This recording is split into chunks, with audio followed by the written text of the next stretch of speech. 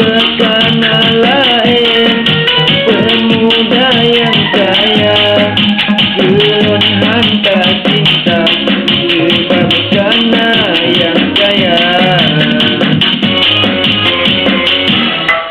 Yo masa uroke kabita jabalun makin halus ni kawin ulun tapaksa sampai ayah nanma ulun kabe gedung kata pasang ay ade nikah dua.